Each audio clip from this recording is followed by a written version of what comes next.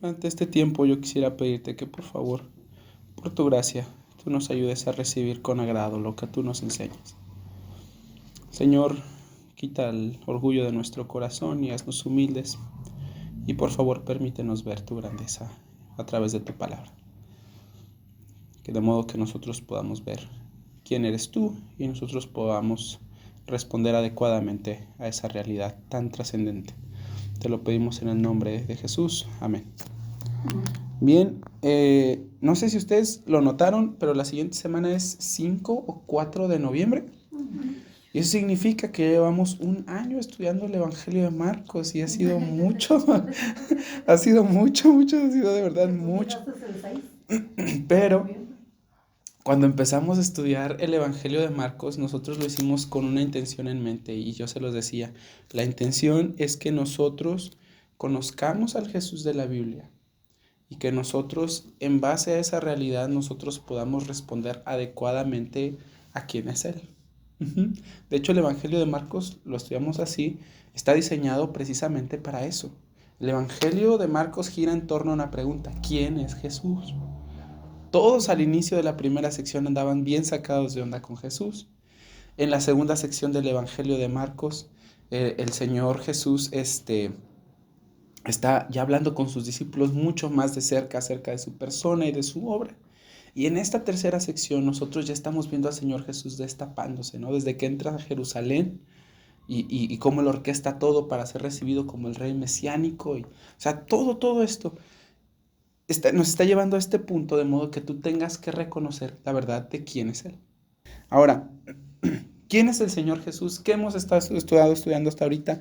Bueno, Él es aquel de quien el profeta más grande del Antiguo Testamento dijo: yo no soy digno de inclinarme y desatar la correa de su calzado.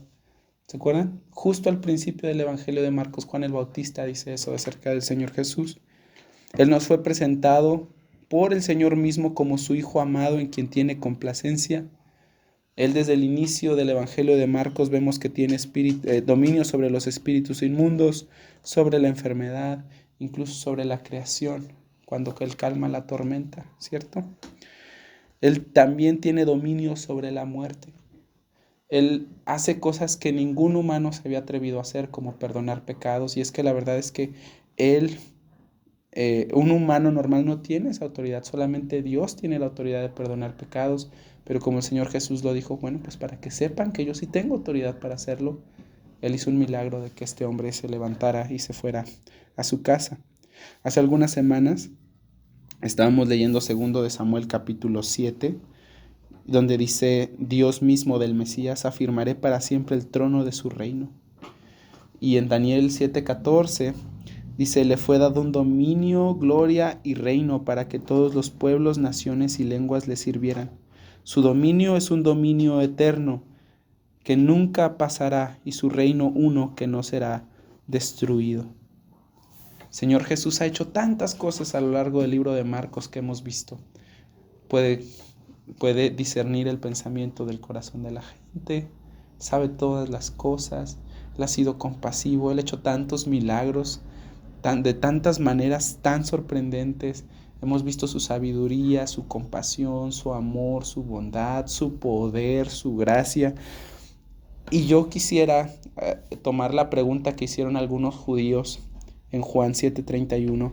Cuando ellos vieron a Jesús hacer un milagro, Juan registra esta pregunta: ¿el Cristo cuando venga hará más señales que este?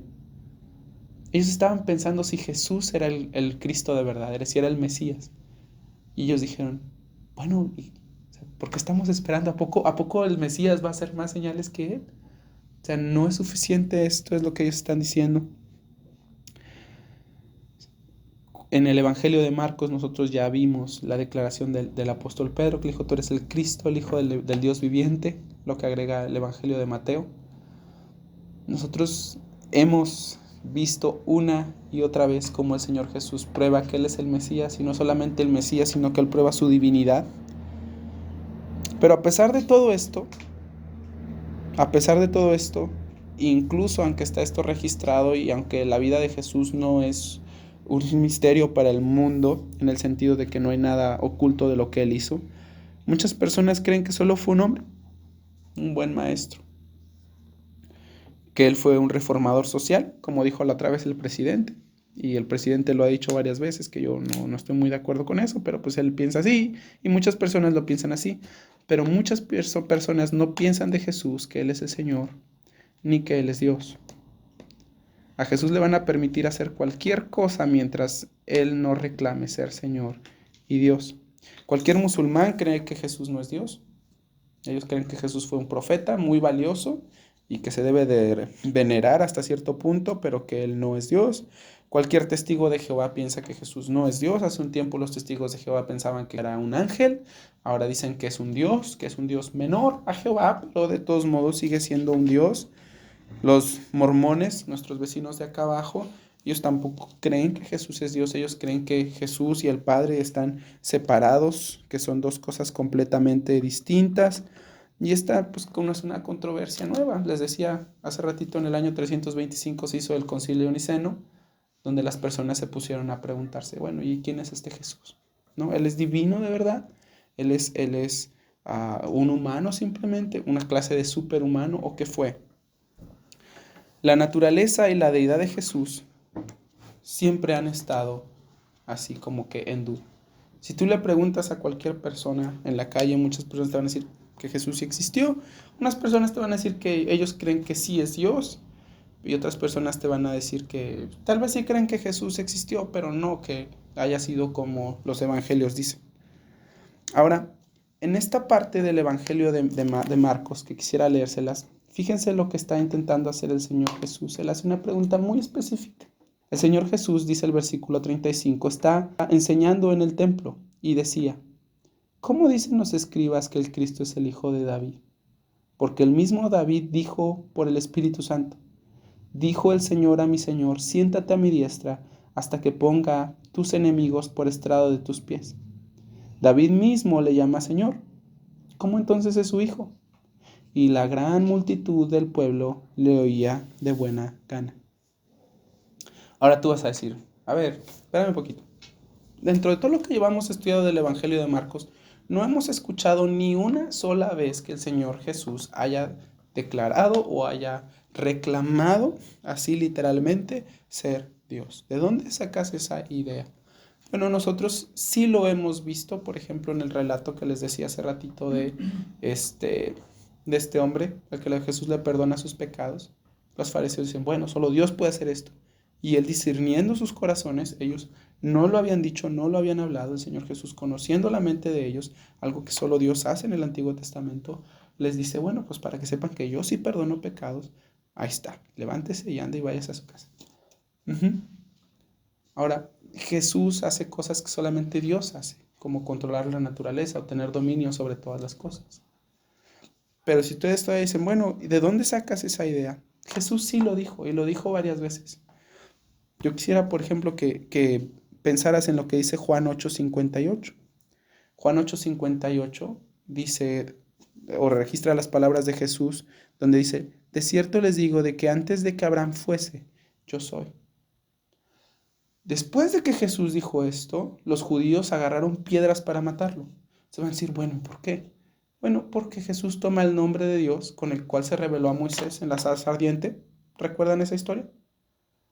¿No?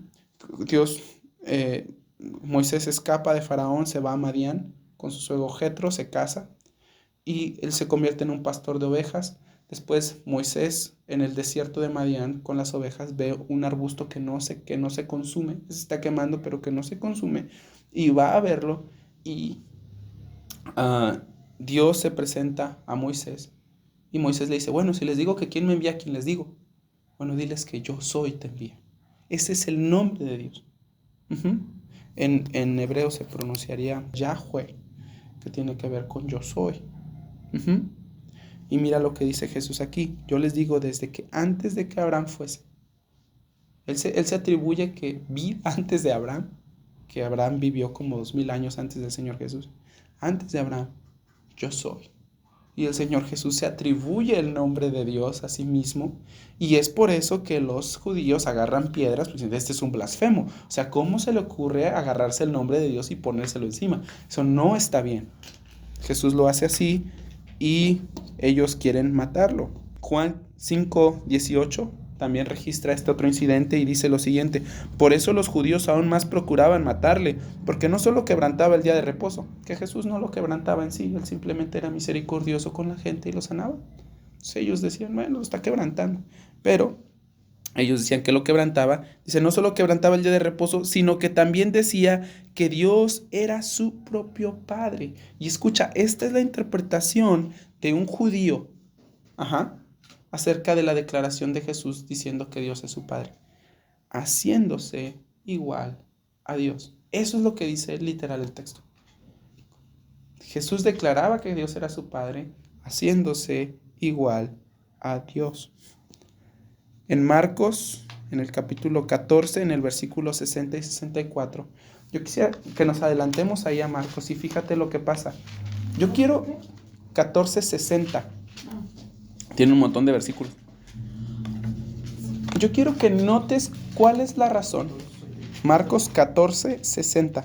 Quiero que notes la razón por la cual Jesús murió. ¿Ok? Quiero que veas cuáles son los cargos que tiene. Marcos 14:60 dice, entonces el sumo sacerdote, levantándose en medio, le preguntó a Jesús diciendo, ¿no respondes nada? ¿Que testifican contra nosotros, que testifican estos contra ti? O sea, hay un montón de testigos falsos que quieren ponerle un 4 a Jesús e inculparlo. No lo inculpan porque los testimonios no coinciden. Entonces el sumo sacerdote se desespera y le pregunta esto a Jesús. Y el 61 dice, mas él callaba y nada respondía. El sumo sacerdote le volvió a preguntar y le dijo, ¿eres tú el Cristo, el Hijo del bendito? Y le dijo Jesús, yo soy. Yo soy. Y veréis al Hijo del Hombre sentado a la diestra del poder de Dios y viniendo en las nubes del cielo. Entonces el sumo sacerdote, rasgándose las vestiduras, dijo, ¿qué más necesidad tenemos de testigos? ¿Habéis oído la blasfemia? ¿Qué les parece? Y todos ellos le condenaron y declarándole ser digno de muerte. Y algunos comenzaron a escupirle y a cubrirle el rostro y a darle puñetazos y decirle, a ver, profetiza. Y los alguaciles le daban de bofetadas. El Señor Jesús murió porque Él se llamó a sí mismo el Hijo de Dios, porque Él dijo ser el Cristo, porque cuando le preguntaron, ¿tú eres el Cristo? Él dijo, yo soy. Esa fue la razón por la cual murió Jesús. Esa fue la única razón por la cual Jesús fue condenado a morir, porque Él reclamó ser el Mesías. Entonces decir, bueno, y luego entonces, ¿qué pasó? Bueno, hay otros registros, especialmente en el Evangelio de Juan. ¿Puedes también irte a Juan 14? Juan 14:8 dice lo siguiente. Felipe le dijo, Señor, muéstranos al Padre y nos basta. Jesús le dijo, hace tanto tiempo que estoy con ustedes, y no me has conocido, Felipe. ¿Ya viste? Y luego dice, el que me ha visto a mí, ha visto al Padre. Bien interesante, ¿verdad que sí? Y luego dice, ¿cómo pues dices tú, muéstranos al Padre? ¿No crees que yo soy el Padre y el Padre en mí? Las palabras que yo os hablo, no las hablo por mi propia cuenta, sino que el Padre que mora en mí, Él hace las obras. Creedme, yo soy en el Padre y el Padre en mí. De otra manera, creedme por mis obras. O sea, si no me crees lo que te estoy diciendo, créeme por lo que estoy haciendo. Te estoy diciendo algo, ¿no lo crees? Entonces ve mis obras. Juzga por mis obras. Ahora, a los testigos de Jehová y a los musulmanes y a todos esos que no creen que Jesús es Dios, les encanta citar versículos como el versículo 10 que dice, ¿no crees que yo soy en el Padre y el Padre en mí? Y esto es lo que ellos citan. Las palabras que yo hablo, no las hablo por mi cuenta, sino que el Padre que mora en mí, Él hace las obras. Y entonces ellos dicen, ¿te das cuenta? Pero es lo que nosotros decíamos hace ratito. O sea, la Trinidad de Dios es un misterio grande. Pero la Biblia nos enseña que tanto Dios como Jesús son iguales en dignidad, en naturaleza, en esencia. Pero al mismo tiempo son dos personas diferentes. ¿Cómo es eso? No lo sé. Pero la Biblia nos lo enseña así. Así que esta es otra manera en la que nosotros vemos que Jesús mismo estableció una igualdad entre Él y Dios. Juan 10:30 lo dice así categóricamente, justo como el Señor Jesús lo acaba de decir. Juan 10:30 dice, el Padre y yo uno somos. O sea, no hay más. Y Romanos 9:5 es lo que el apóstol Pablo enseña y lo que la iglesia en los años tempranos creía acerca de Jesús. Romanos 9:5. Una vez estaba en el centro, fuimos a la primera iglesia bautista, a un culto de jóvenes y parte de la actividad del culto de jóvenes era compartir el evangelio con las personas que estaban ahí. Me tocó hablar con un testigo de Jehová que estaba ahí parado en un supuestito de revistas. Y le dije, oye, ¿me dejas darte un folleto? Y él me dijo, no, porque yo cuando voy a las casas de los cristianos no me los aceptan. Dije, bueno, yo sí los acepto siempre y yo procuro platicar con ustedes. Y yo creo que además de compromiso que de ganas, me dijo, ándale pues.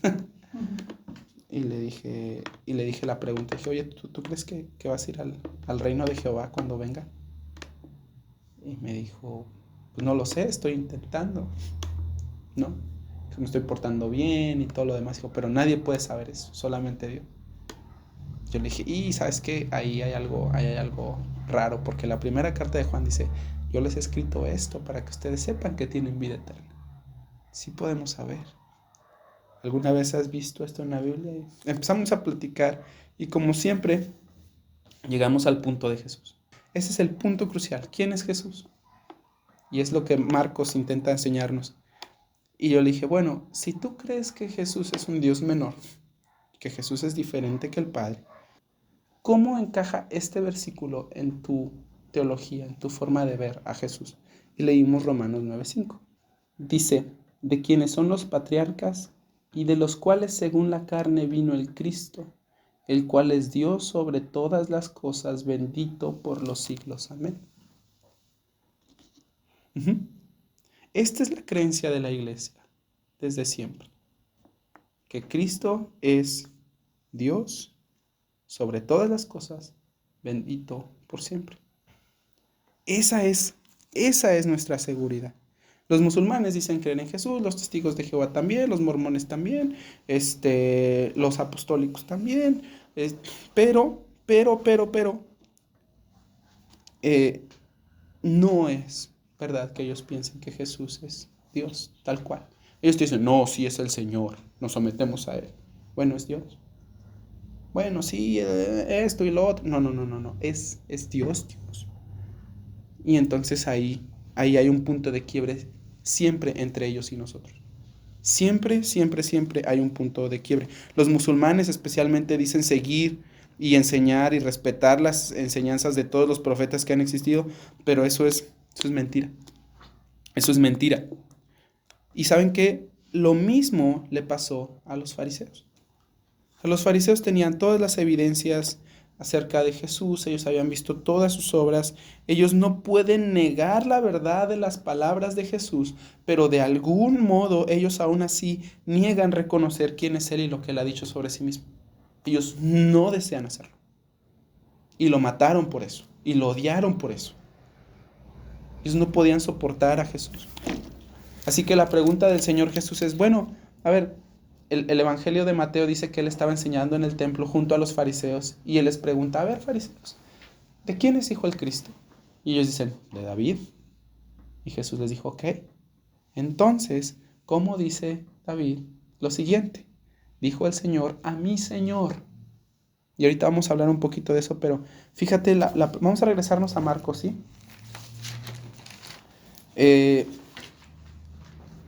Y es que saben que respecto a la respuesta de los fariseos de que Jesús es el Mesías era el hijo de David, eso es verdad, eso es verdad.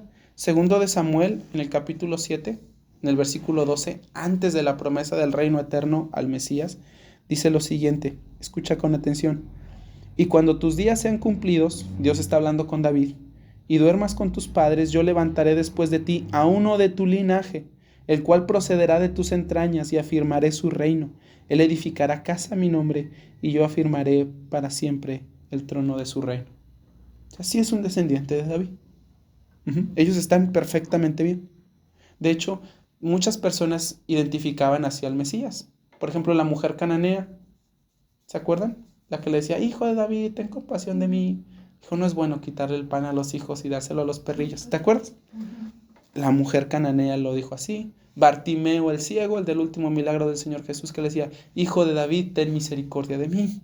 Cuando el Señor Jesús entra a Jerusalén, ¿cómo le dicen las personas? Hosana al hijo de David, bendito el que viene en el nombre del Señor. Entonces, sí es cierto, no está mal. Pero la pregunta del Señor Jesús nace en base al Salmo 110 que acabamos de leer hace ratito. Y está aquí. Dice, bueno, si el Cristo es el hijo de David, ¿por qué el mismo David dijo, o cómo es que ustedes dicen esto? Si el mismo David dijo el Señor a mi Señor. ¿Cómo puedes decir que el Mesías es simplemente un humano cualquiera, un rey que iba a venir a gobernar, un rey que iba a traer paz al mundo, cuando Dios mismo lo llama Señor? Dijo el Señor a mi Señor. Ahora, esta pregunta es bien importante porque Jesús no hizo la pregunta al aire nada más porque sí. O sea, no fue para decirle, a ver, como ustedes ya me preguntaron, ahora me toca a mí preguntarles. Y, o sea, para ponerlos en jaque y demostrar que no sabían. Esa no es la idea. Jesús está en medio del templo y él está centrando toda la atención en sí mismo. Muchas personas creían ya que era el Mesías. Él reclamó ser el Mesías y ahora les está preguntando acerca del Mesías. Jesús está poniendo los ojos de todos sobre sí mismo y les pregunta así. Ahora, una cosita más antes de ver lo de dijo al Señor a mi Señor. Mira el versículo 36, el inicio. El mismo David dijo por el Espíritu Santo. Mira cómo el Señor Jesús usa las palabras de David para reafirmar su identidad. Y mira lo que el Señor Jesús piensa acerca de la inspiración de la Biblia. Jesús no consideraba los salmos nada más como simples poemas o simples canciones que le llegaron a David por lo que nosotros llamamos hoy inspiración de artista. Así que le llegó el feeling y se puso de repente intenso y se puso a escribir. No. O sea, el Señor Jesús está diciendo que Él lo dijo por el Espíritu Santo. O sea, que Él no escribe ni habla de sí mismo, sino por inspiración del Espíritu Santo. Nosotros hemos hablado acerca de esta palabra griega, ¿verdad? Inspirar. Les dije que era literalmente exhalar algo. O sea, el Espíritu Santo está hablando por medio de David. ¿Saben qué? Nosotros vivimos en una época muy hostil a la Biblia. Muy hostil a la Biblia. Si tú decides citar la Biblia en tu trabajo, o en un lugar académico, o en la escuela, o en lo que sea, o incluso para defender tus propias creencias, lo que va a pasar es que te van a decir que tú vives allá en la Edad Media, que eres ignorante, que no sabes. O sea, te descalifican completamente, simplemente, meramente por el hecho de citar la Biblia. O sea, tú careces de credibilidad porque crees en cosas raras. De verdad, de verdad nuestra sociedad es muy hostil a la Biblia. Muy, muy, muy hostil a la Biblia. Pero el Señor Jesús no tuvo problema en reconocer la inspiración del Espíritu Santo en la vida de David. Él no tuvo ningún problema. El Señor Jesús llamó al Espíritu Santo el Espíritu de verdad, el que nos da testimonio de la verdad y nos enseña lo que es verdadero. Así que nosotros tampoco deberíamos de tener ningún problema en afirmarlo. Ningún problema. Y ahora sí, ¿qué es lo que afirmó David? Dijo el Señor a mi Señor. Dijo el Señor a mi Señor. Siéntate a mi diestra hasta que ponga a tus enemigos por estrado de tus pies. Trata de imaginarte la escena un poquito para ver si le entiendes mejor al texto. O sea, ahí está Dios hablando con alguien, ¿cierto? Dijo el Señor a mi Señor, siéntate a mi diestra. Ahí está Dios hablando con alguien a quien Él llama Señor. Si yo pudiera regresarme un poquito al Salmo 110, nada más para que ustedes vean lo que pasa ahí. Fíjense cómo dice aquí. Dijo Jehová a mi Señor, dice el Salmo 110. No hay ninguna contradicción. Simplemente el Señor Jesús dijo, bueno, dijo Jehová a mi Señor. Lo que pasa aquí es que está Yahweh, Dios el Padre, hablando con alguien a quien él llama Señor. Ahora déjame decirte que Jehová es el nombre de Dios, pero Adonai es su título de honor.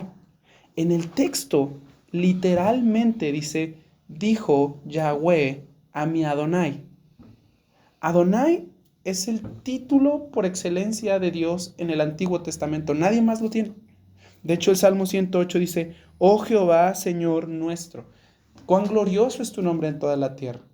Este también es un salmo de David, pero si pudiéramos leerlo en hebreo diría algo así, oh Yahweh, Adonai nuestro. Adonai es el supremo gobernante de todo, el soberano del universo. No hay otro así. Solo Dios podría ser el Adonai, ¿estás de acuerdo? Entonces, cuando Jesús dice, ¿cómo es que en el Salmo 10 dice, dijo Yahweh a mi Adonai? El texto no dice que Dios se declaró a sí mismo el Adonai, ¿verdad que no? El texto no dice que Dios se llamó a sí mismo Adonai. Está diciendo, dijo Jehová a mi Adonai. Dijo Jehová a mi Señor, dice el Salmo 110. Y quiero dejar esto bien claro, por lo que les explicaba hace ratito. Yo no sé si es un poquito confuso, pero es que cuando Dios nos muestra que Él es uno en la Biblia, es verdad. Pero la Biblia también nos enseña la igualdad entre uno y otro. Jehová está teniendo una conversación con el Adonai de David. ¿Quién podría ser este Adonai? Es la pregunta, ¿no? Ahora, ¿quién podría ser? ¿Quién podría ser un soberano, un gobernante, alguien que le pertenece la supremacía, el dominio y la majestad más allá del rey de Israel? Porque David es el rey. Según lo que nos enseñan los libros de Samuel, los libros de los reyes de Israel y los libros de las crónicas, hay un rey sobre el rey de Israel. Y ese único rey es Dios.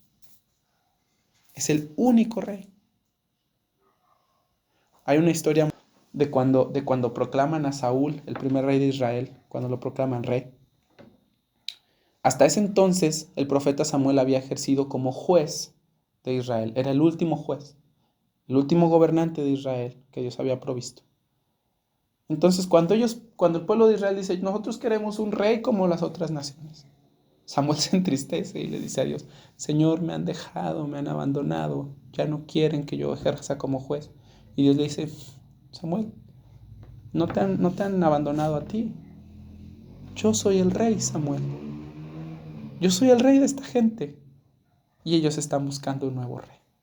Entonces, el supremo gobernante de Israel, por esto decía que eso es lo que nos enseñan los libros de Samuel, de los reyes y de las crónicas, es que sobre el rey hay uno más grande, uno que es soberano y supremo sobre todo, el Adonai. Y ese solamente es Dios en el Antiguo Testamento. Pero aquí está Dios, Yahweh, hablando con el Adonai de David, diciéndole, siéntate a mi diestra. ¿Recuerdas cuando estuvimos hablando que los apóstoles se querían sentar uno a su diestra y otro? Ajá. ¿Y se acuerdan que les decía que la diestra era el lugar de mayor poder y autoridad en un reino? La diestra de Dios siempre es un símbolo de poder y de autoridad en el Antiguo Testamento. Siempre. De hecho, cuando tú leas los Salmos, si tú alguna vez lees los Salmos y veas que Dios habla acerca de su diestra, siempre está hablando de su salvación, de su poder, de su majestad, de su grandeza. Hermanos, le dice, siéntate a mi diestra, en el lugar de mayor honor. Entonces, Cristo, el Mesías, ha sido entronizado en el lugar más alto de todos, en el universo entero. Y ahora, ustedes van a decir, bueno, ¿y eso ¿Por qué es importante para nosotros? ¿O qué se desprende de ahí?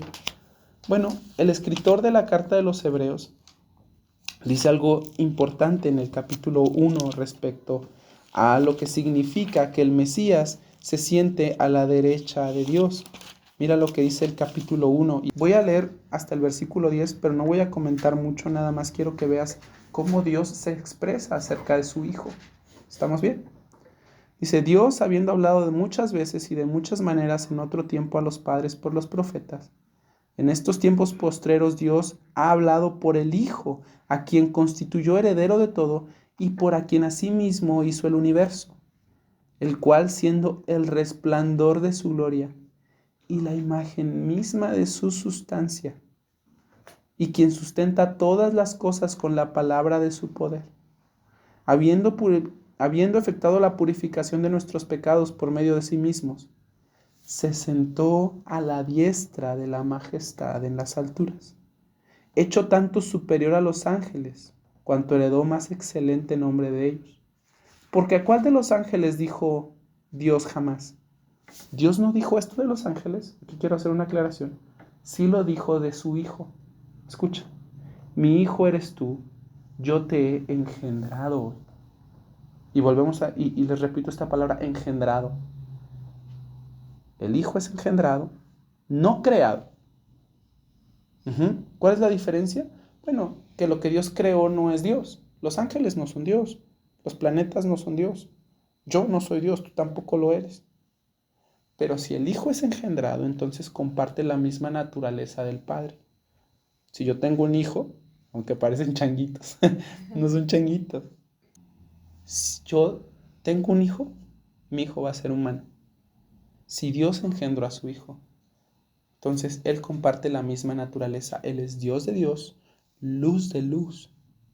Ajá. Yo te he engendrado hoy y otra vez yo seré el Padre y Él me será Hijo. Y ya estudiamos lo que dice Juan respecto a eso, ¿verdad? ¿Cuál es la interpretación de un judío respecto a decir que alguien se llame el Hijo de Dios? Que se hace Dios mismo. Y otra vez cuando introduce al primogénito en el mundo dice, adórenle todos los ángeles de Dios. Ahora esta palabra primogénito aquí, muchas personas dicen, ¿ya ves? O sea, Jesús existió después de Dios, no puede ser Dios porque es su primogénito. Pero primogénito aquí no se usa en el sentido de que fue el primero en nacer o el primero en ser creado, sino que este término primogénito también se usa como el primero en autoridad. De hecho, el Salmo 89 habla así acerca del rey, que él es el primogénito, pero no es el primogénito de Israel, ¿verdad? Él es el primero en autoridad. Dice, adórenle todos los ángeles de Dios.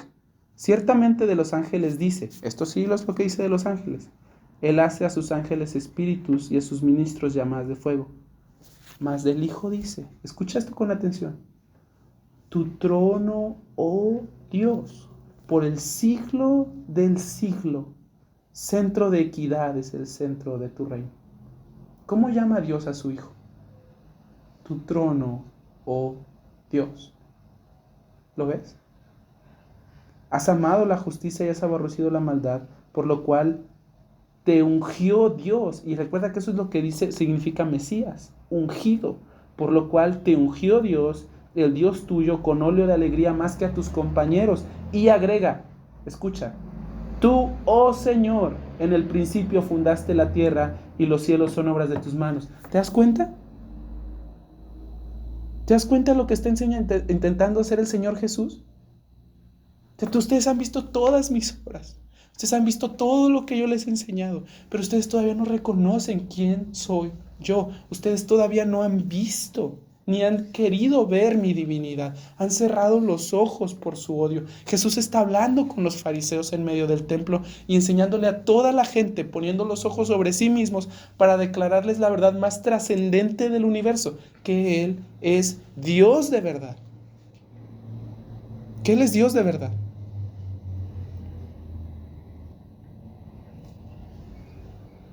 Vamos a dar dos pasitos para atrás. Ya me gustó esto de dar dos pasitos para intentar ver el panorama completo. El Mesías sí era un hijo de David, sí era su descendiente, sí era hijo, yo pienso, pues no podía tener más autoridad que él, no puede ser más grande que él, ¿están de acuerdo? Ustedes son las hijas de mi tío y ustedes no mandan en la casa, ¿verdad que no? O sea, no se puede. Ahí el de mayor rango en autoridad, pues es acá mi tío, sigue mi tía y ustedes pues van después. Ajá. Si ustedes no están, mando yo. Paola manda. Sí, pero ese rango no es establecido arbitrariamente por ellos.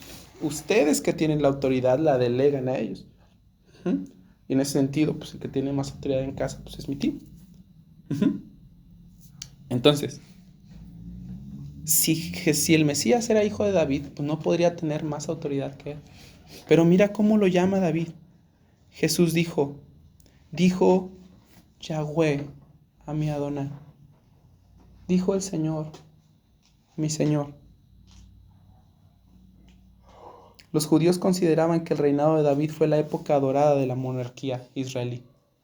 De verdad, o sea, para un judío no hay otro rey como David. Así que uno podría pensar que el Mesías, por más Mesías que fuera, pues nunca iba a poder ser más importante que el gran rey David, ¿no?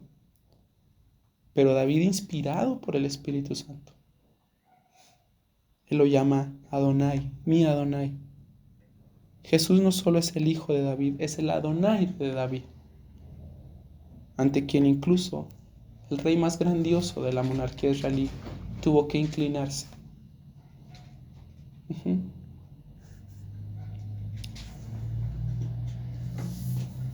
Jesús es un rey maravilloso. Dice Filipenses 2:15 que entre nosotros debe de haber el mismo sentir en Cristo Jesús, el cual siendo en forma de Dios, y otra vez no nada más es que tuviera la apariencia, les digo en griego la palabra forma es morfé, de donde literalmente forma, este teléfono tiene forma de teléfono, este libro tiene forma de libro, ¿saben por qué? Porque es un libro. Ajá, ¿sí?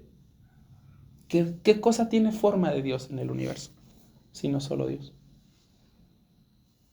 El Señor Jesús, siendo en forma de Dios, no estimó ser igual a Dios como una cosa que aferrarse, sino que se despojó de sí mismo. No se vació de su divinidad, pero sí se vació de su majestad, de su brillo. Y se hizo semejante a nosotros. Y en su condición se hizo obediente hasta la muerte y muerte de cruz. ¿Sabes para qué? La Biblia dice que para que en el nombre de Jesús toda rodilla se doble y toda lengua confiese que Jesús es el Señor, que Jesús es el Adonai, que Jesús es el Curios. A Él se le dio un nombre que es sobre todo nombre. Él hizo eso para que toda la humanidad confesara que Él es el Adonai para siempre. Él tiene un nombre que es sobre todo nombre. Él es el Señor de los señores. Él es el Rey de todos los reyes. Él es el Dios de los dioses. Un señor que se llama Matthew Henry escribió lo siguiente, y yo quisiera que esta fuera nuestra conclusión para ti y para mí. Bueno, cuando entendemos lo que las Escrituras declaran en cuanto a los oficios de Cristo, seremos guiados a confesarlo como nuestro Señor y a obedecerlo como nuestro Redentor exaltado.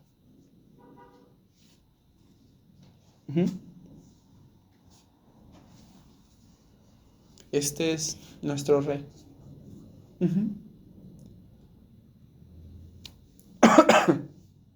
Dice Matthew Henry, nos llevará a confesarlo como nuestro Señor, como nuestro Adonai, como nuestro Supremo, como nuestro Curios, como nuestro Amo, como aquel que tiene todo el derecho sobre nosotros. De hecho, no sé si ustedes sabían, pero los esclavos romanos, así es como llamaban a su Señor, Curios. Él es nuestro Curios. Le pertenecemos, somos suyos. Qué bueno, porque nuestro amo no es malvado. Piensa por un momento en esto, sobre confesarlo como tu Señor. Yo te decía hace ratito, en la escuela dominical me parece, que la esclavitud en Roma no era igual a lo que nosotros conocemos como esclavitud. A nosotros en México nos ha ido muy mal con ese asunto, la verdad. Pero a veces Pero en Roma no era así. De hecho, era una parte muy importante de su sociedad. Y aunque sí había amos que eran muy cargados, porque no hay que negarlo, sí había sus excesos, no todos los amos eran así. De hecho, el emperador romano también tenía esclavos. Y lo interesante de saber eso es que un esclavo podía mandar a un hombre libre. Si tú eras esclavo del César y le decías, oye, te habla el César, que vayas, el hombre libre no podría negarse, porque el esclavo estaba revestido de la autoridad del amo. Ujú. Estaría suave ser esclavo del César, ¿no? Vivir en el palacio, que el César te cuide, tener todos los privilegios del emperador, ¿no? Pero los emperadores eran bien malvados. Pero tú tienes el privilegio de pertenecer a este Adonai que es bueno. Dice Matthew Henry, cuando yo entienda eso, cuando yo entienda lo que Jesús vino a hacer al mundo, cuando yo entienda que Él ahora está sentado en el trono de Dios, cuando yo entienda que Él es mi sacerdote, porque Dios lo ha jurado, como dice el Salmo 110, entonces yo podré confesarlo como mi Señor, sin que me obliguen a decir, vamos a evangelizar, mira, tienes que dar folletos. Yo lo confesaré y lo obedeceré como mi Redentor exaltado, altísimo, sublime, que merece todo de mí, que merece que lo ame con todo el corazón, mente, alma y fuerzas. Al entender quién es Jesús, entonces nosotros podemos amarle como Él es digno de ser amado.